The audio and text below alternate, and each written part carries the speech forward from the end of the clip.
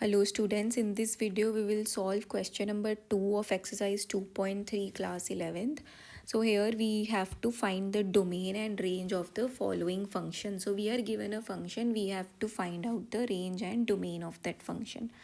So firstly we are given f of x is equals to negative of the modulus function. So modulus function क्या होता है, कुछ भी उसको value दो वो पॉजिटिव करके देगा उसको.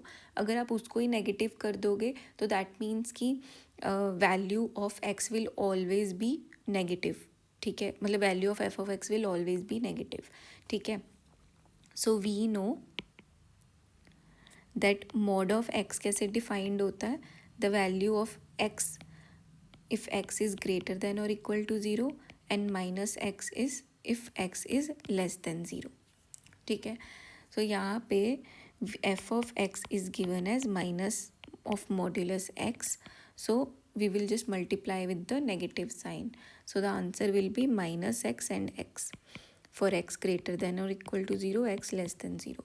so modulus function हमने ऐसे डिफाइन करते हैं कि the value will be x when x is greater than or equal to 0 and minus x when x is less than 0.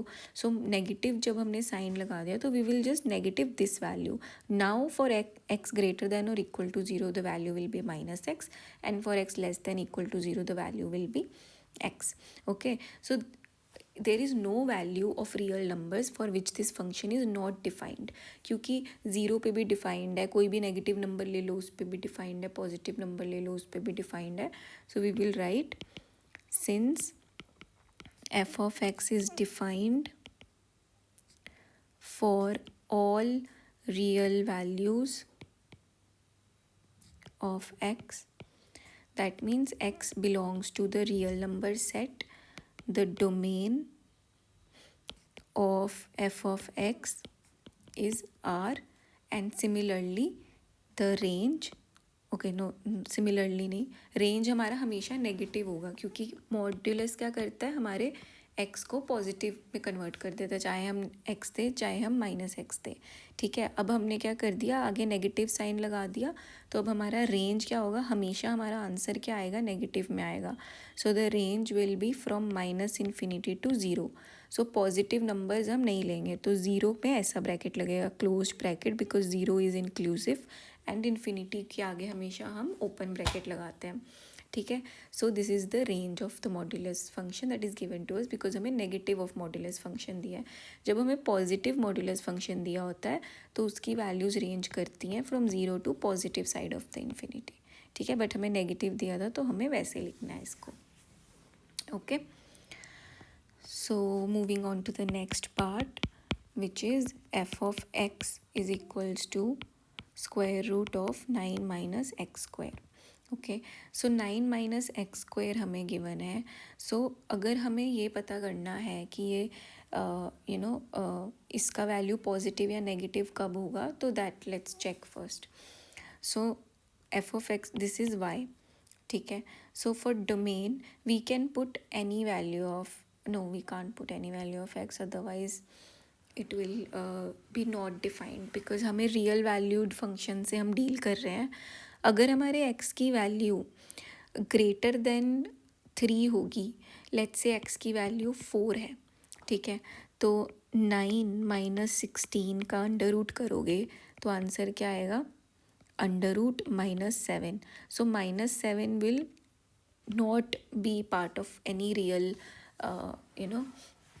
Value, because this is a complex value, this is an imaginary value आ जाएगा, फिर आपका negative root is not defined as such.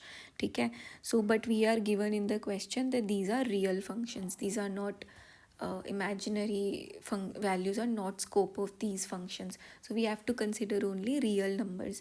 So we need to make sure that 9 minus x square is greater than or equal to 0. It cannot be less than 0.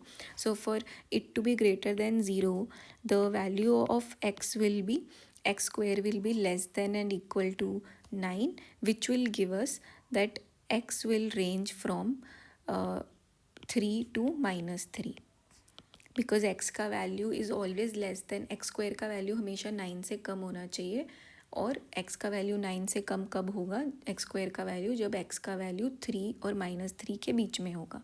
So therefore domain of this function can be defined as x, where x lies between 3 and -3.